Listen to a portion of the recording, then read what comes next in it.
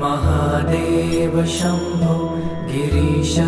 त्रिशूलं स्त्वयिदं समस्तं विभाति तस्मात् शिवदान्यथा दैवतं नाभिजाने शिवोऽहं शिवोऽहं शिवोऽहं शिवोऽहम्